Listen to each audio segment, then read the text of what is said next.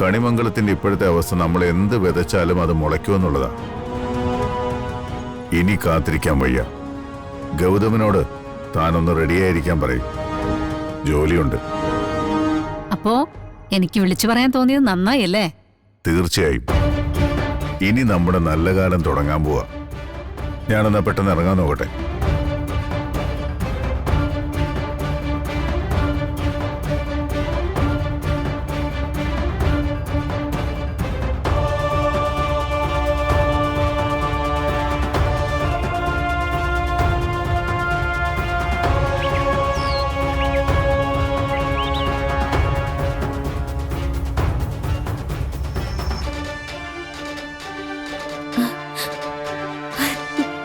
മുത്തശ്ശി,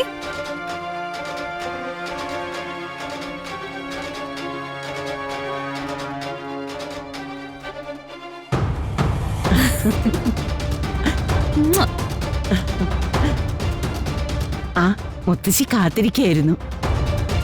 ഇത് എന്തൊക്കെയാ ഉണ്ടാക്കി വെച്ചിരിക്കുന്നത്? ആ വേറെ എന്തുണ്ടാക്കിയാലും നിനക്ക് പിടിക്കത്തില്ലല്ലോ. ഇതല്ലേ ഏറ്റവും ഇഷ്ടം. താങ്ക് യു മുത്തശ്ശി. ആ താങ്ക് യു പറഞ്ഞാ പോരാ, അങ്ങോട്ടിരുന്ന് അത് മുഴുവൻ കഴിക്കും. വാ ഇരിക്കേ. ഇത് മുഴുവനും ഞാൻ ഒറ്റയ്ക്കോ? ആ ഇനിയിപ്പോ പോയാലേ കുറേ ദിവസം കഴിഞ്ഞല്ലേ മോള് വരൂ. അപ്പൊ പിന്നെ ഞാനിതൊക്കെ ആർക്കൊരുക്കി വെക്കാനാ? ഞാൻ പോയിട്ട് കുറച്ച് ഫേമസ് ഒക്കെ ആയിട്ട് പത്രക്കാരെന്നോട് ചോദിക്കുമല്ലോ, എന്താ പ്രിയങ്കയുടെ വിജയത്തിന്റെ പിന്നിലെ രഹസ്യമെന്ന്. അപ്പൊ ഞാൻ പറയും, അതൊരൊറ്റ ആളാ, അതെന്റെ മുത്തശ്ശിയാന്ന്.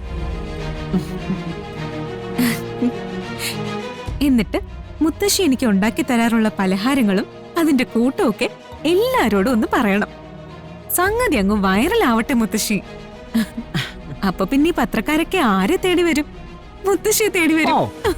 പിന്നെ ഈ പ്രായത്തിൽ ഇനി എന്നെ തേടി പത്രക്കാരൊക്കെ വരാനിരിക്കല്ലേ. ഒന്ന് മിണ്ടാതിരുന്ന് കഴിക്കുമോളെ. ആ മോളെ, നീ പറഞ്ഞ പോലെ കാര്യങ്ങളൊക്കെ കൃത്യമായിട്ട് നടക്കുമല്ലേ? ഒന്നും പേടിക്കണ്ട, കൃത്യമായിട്ട് നടക്കും. കണിമംഗലത്തെ മരുമകളെ ആരോ തട്ടിക്കൊണ്ടുപോയെന്നുള്ള വാർത്ത നാളെ രാവിലെ എല്ലാവരും അറിയും.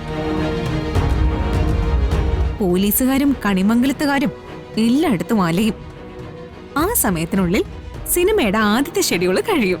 ഞാൻ ഇവിടേക്ക് തിരിച്ചെത്തും. അങ്ങനെ വരുമ്പോ അങ്ങനെ അങ്ങ് ഓടി വരാൻ പറ്റുമോ മുത്തശ്ശി?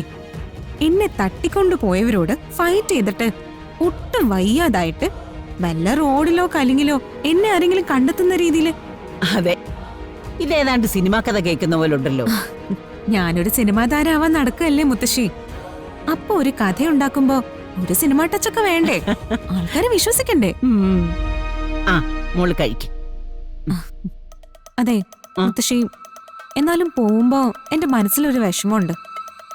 ആ രാധികയുടെ കാര്യം. ആ അത് നീ പേടിക്കണ്ട മോളെ. നീ തിരിച്ചെത്തുന്നത് വരെ അവളും അവനും ഒന്നിച്ച് ജീവിക്കാൻ ഞാൻ സമ്മതിക്കത്തില്ല. അതിപ്പോ നിന്റെ അച്ഛൻ അനുഗ്രഹിച്ചാലും ശരി, ദൈവം തമ്പുരാൻ നേരിട്ട് വന്ന് പറഞ്ഞാലും ശരി, അവര് തമ്മിൽ ഒരുമിക്കാൻ ഈ മുത്തശ്ശി സമ്മതിക്കില്ല.